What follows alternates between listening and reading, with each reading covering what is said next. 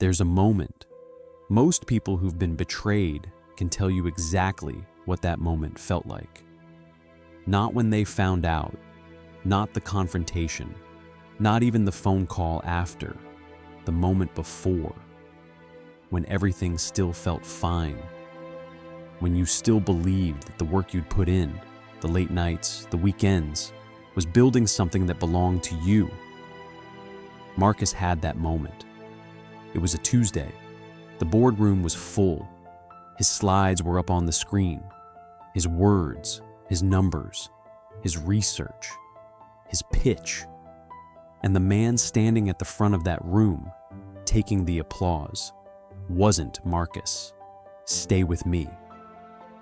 Because what Marcus did next took almost 2 years, and it cost the person who betrayed him everything. First, you need to understand who Marcus was. Not a troublemaker, not someone looking for a fight. If anything, he was the opposite. He joined the company 3 years before any of this happened. Started as a mid-level operations analyst. No drama, no politics, just results. Quietly, consistently, every single quarter. He was the kind of person companies say they want, and then spend years failing to protect. His manager was a man called David, VP of strategy, 12 years at the company, corner office. And in the beginning, David was genuinely good to Marcus, mentored him, pulled him into senior meetings he had no business being in yet, told him, "You think differently from the others. That's rare here. I'm going to make sure the right people see it." Marcus believed him. Why wouldn't he? It was March, 18 months into the job, when Marcus had the idea. Not a small idea, the kind of idea that changes how a company operates. The company was hemorrhaging money on third-party contracts. Everyone knew it. Nobody could explain why. Marcus figured out why.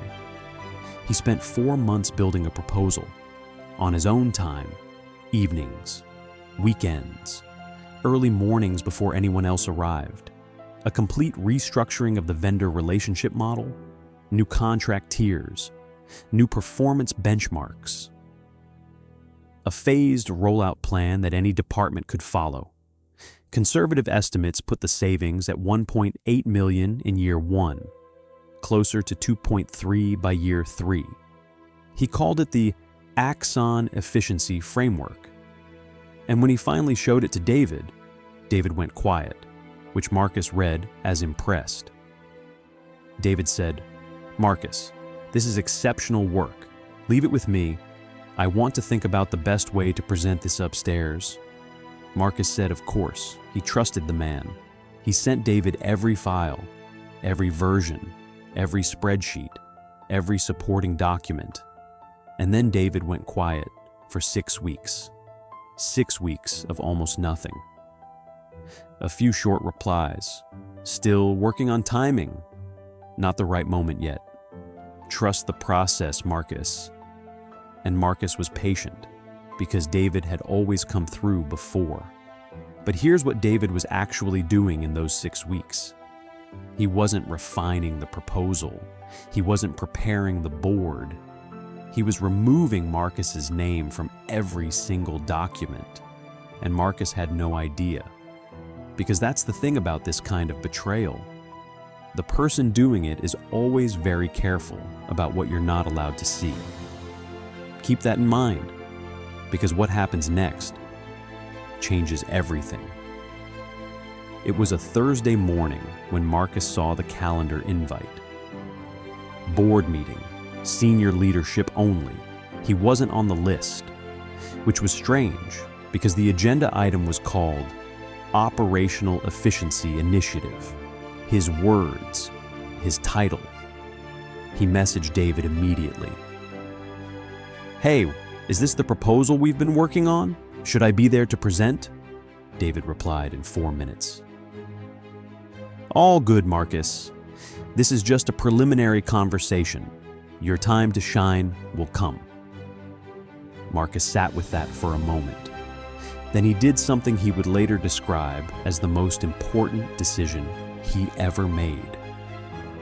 He opened a new folder on his desktop, and he started saving copies of everything, every email, every file version, every timestamp. He didn't know exactly why, just something felt wrong. At 10:47 in the morning, he walked past the boardroom. The blinds were drawn, but he could see the shadow of the presentation on the wall, his layout, his color scheme, his graphs. He stood there for about 30 seconds. Then he walked back to his desk, sat down, and didn't move for almost an hour. At 12:15, David walked out of the boardroom, surrounded by executives, laughing, handshakes all round, the energy that fills a room when something big has just been approved.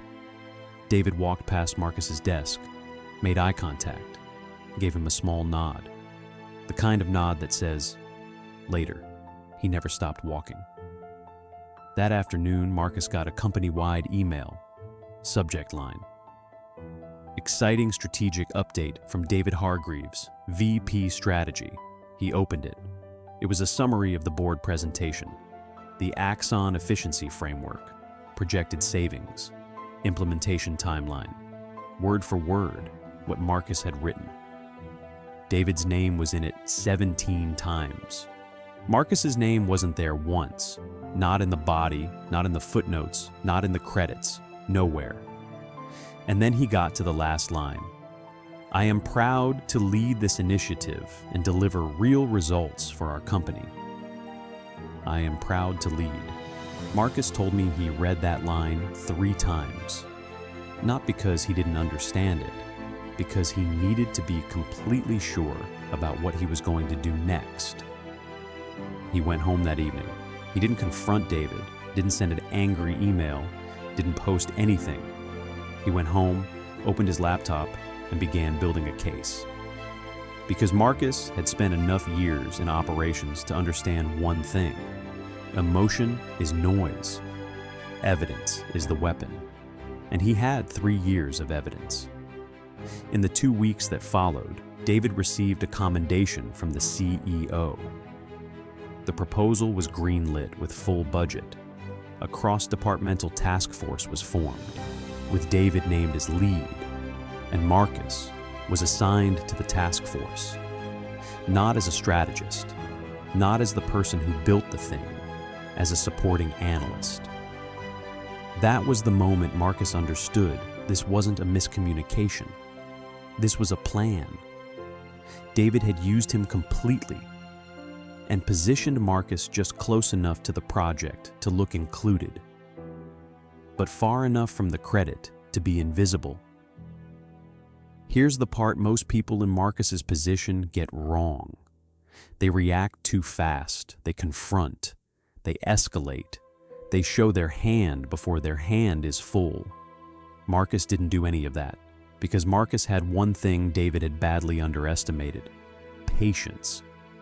So, here's where we are. Marcus has the idea. David has the credit. The company has no idea what just happened. And Marcus has started building something that nobody around him can see yet. In part 2, we find out what he found: 847 emails, 14 saved drafts, a version history that tells a story David Hargreaves never wanted anyone to read.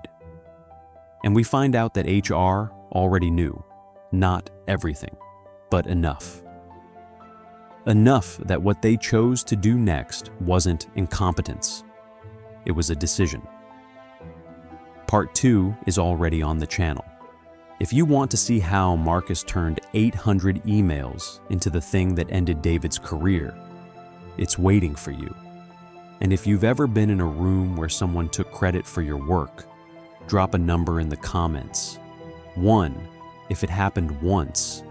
More, if it's happened more than that. Because I have a feeling this comment section is about to get very honest.